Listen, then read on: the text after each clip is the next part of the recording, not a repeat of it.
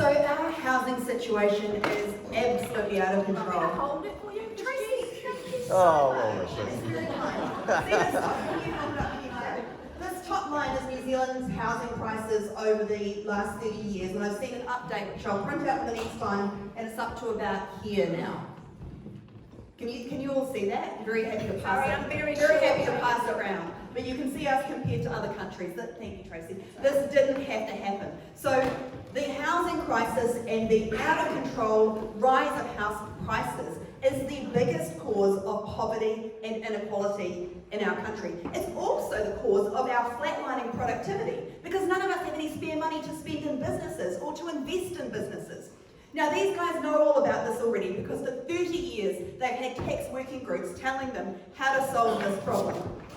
This, thank you Tracy, it's so kind, is the root cause of the problem. This is how much tax you get if you invest in anything else. This is how much tax you have to pay if you invest in property.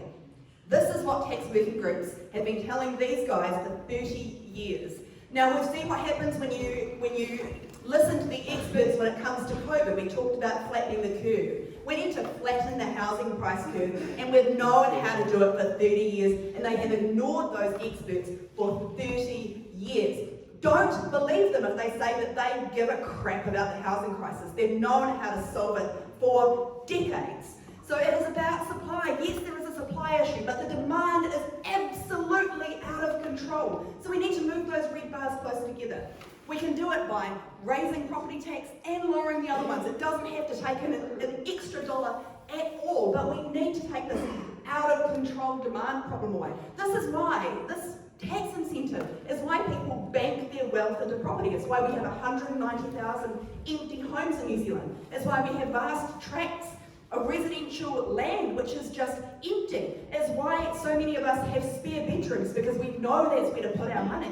We are not using our housing stock efficiently. There is enough housing in New Zealand now. There is enough land in New Zealand for housing now. The problem is, this is the place to hide your wealth. If you don't know it, believe me, the wealthiest people in New Zealand know it. Because of this, the New Zealanders who have over $15 million of wealth, half of them pay less tax than a teacher.